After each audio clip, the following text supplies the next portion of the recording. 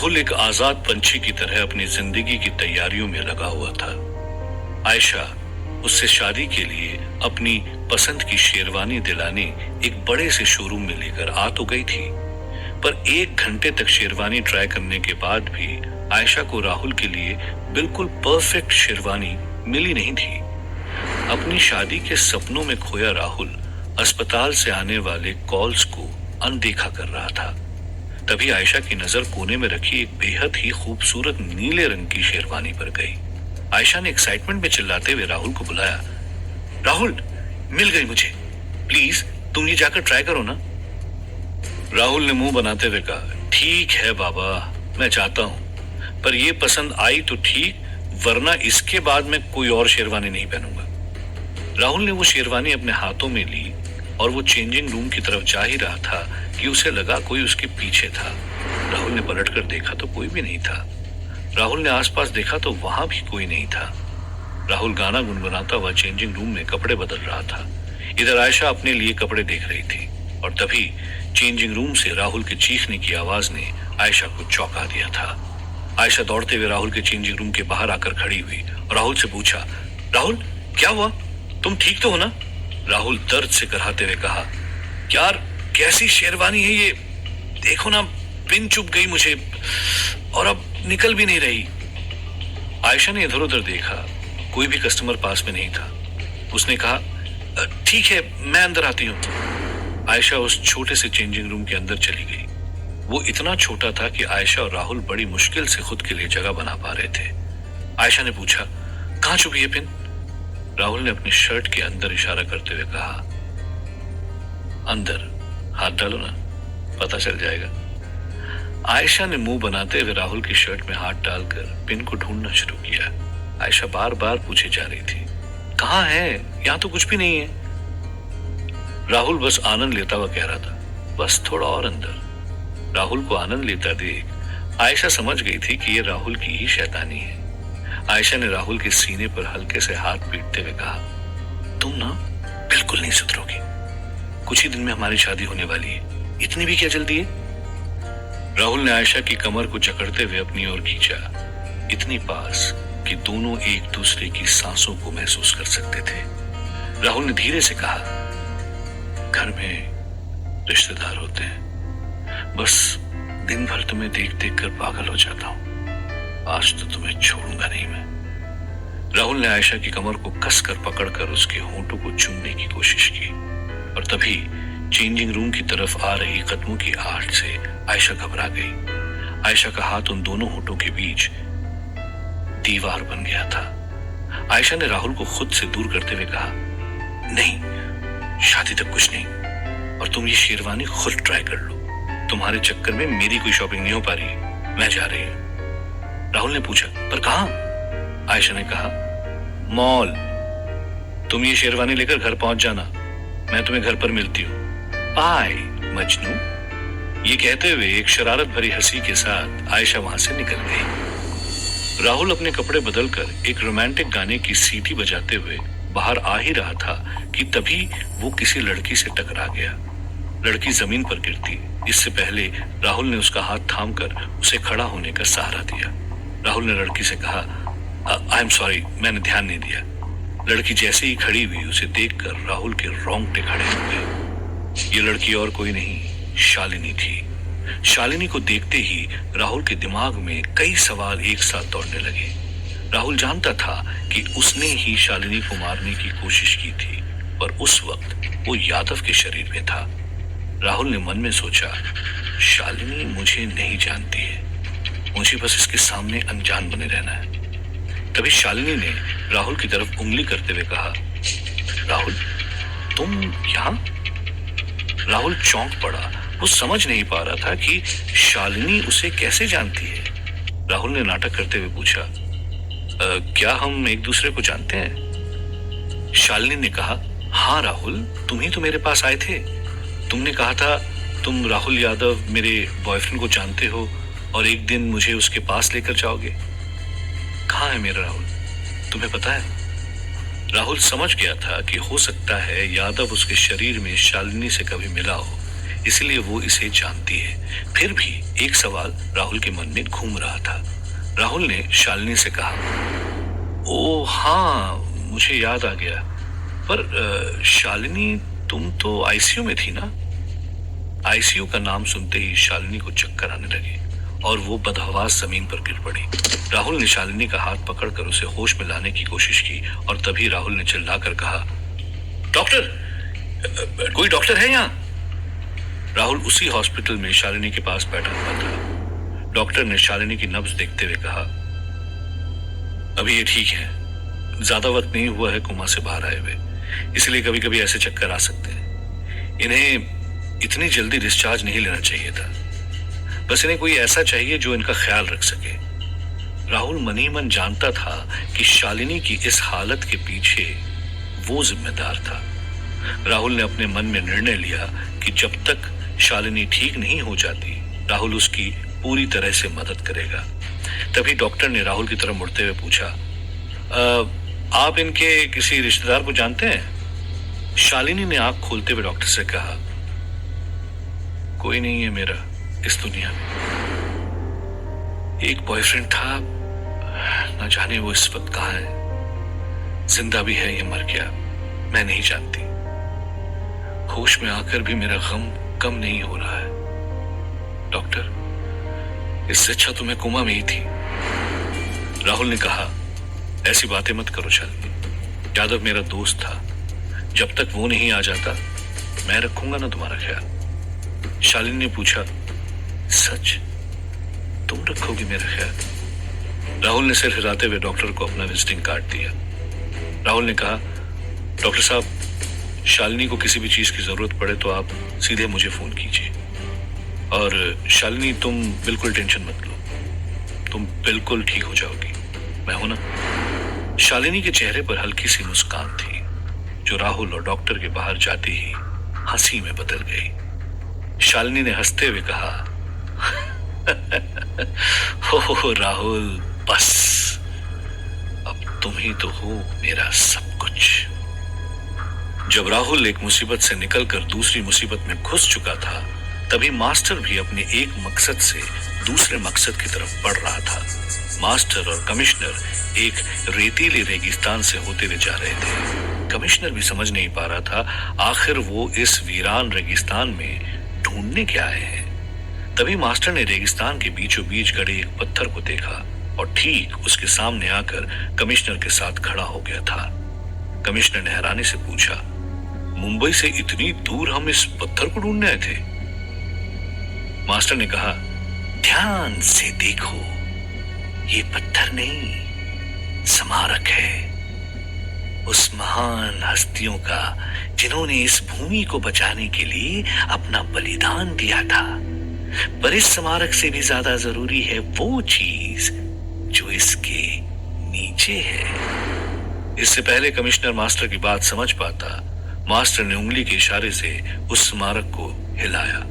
स्मारक के हटते ही उसके नीचे से गुफा का एक रास्ता दिखाई देने लगा। कमिश्नर इस नए रोमांच के लिए पूरी तरह तैयार था।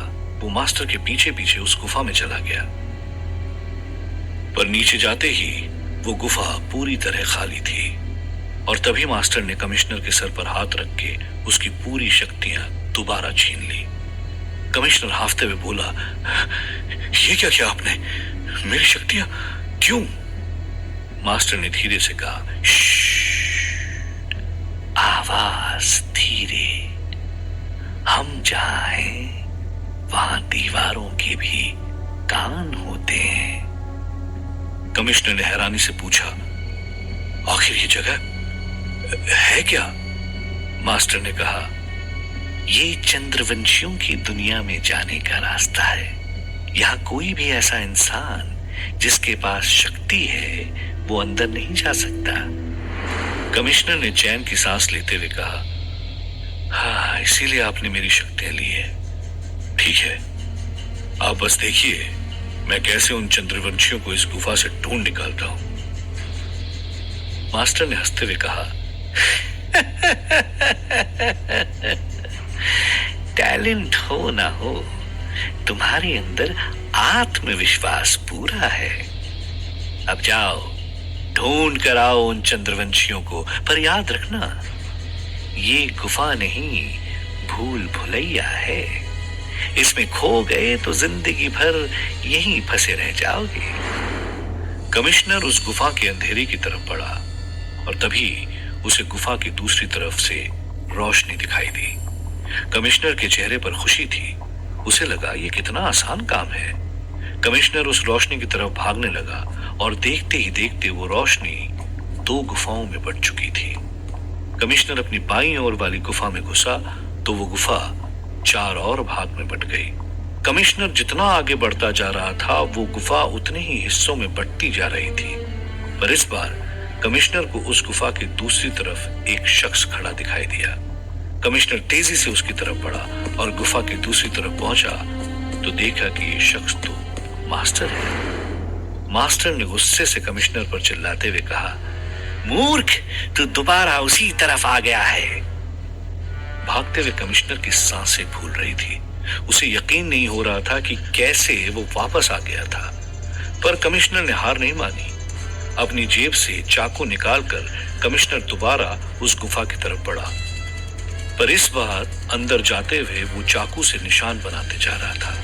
कमिश्नर ने अपने इतने साल की पुलिस सर्विस का दिमाग लगा लिया था और इस बार सारे सही मोड़ लेने के बाद कमिश्नर को गुफा का दूसरा छोर दोबारा दिखाई दिया। कमिश्नर उस तरफ तेजी से भाग ही रहा था कि तभी अचानक उस गुफा से पत्थर एक के बाद एक गिरने लगे। कमिश्नर ने पलटकर दूसरी तरफ जाने की कोशिश की पर हर तरफ से पत्थर गिरने लगे। कमिश्नर अपनी जान बचाते हुए जहां रास्ता दिख रहा था उस तरफ भागने लगा। बड़ी मुश्किल से कमिश्नर उन गुफाओं से बाहर निकला तो देखा मास्टर अभी भी उसके सामने खड़ा था। कमिश्नर ने हांफते हुए कहा, इस गुफा की दूसरी तरफ जाना मुमकिन नहीं है। ऐसा लगता है जैसे जैसे इस गुफा का खुद दिमाग हो, वो मुझे आगे जाने नहीं दे रही है। मास्टर ने गहरी सांस लेते हुए कहा, मुझे इसी बात का डर था। शक्तियां हो या ना हो, ये गुफा सिर्फ एक चंद्रवंशी को ही दूसरी तरफ जाने का मौका देगी। मास्टर ने चिल्लाते हुए कहा, बिना चंद्रवंशी को ढूंढे मेरा नरकदूत बनने का कोई फायदा नहीं। मुझे चंद्रवंशी चाहिए।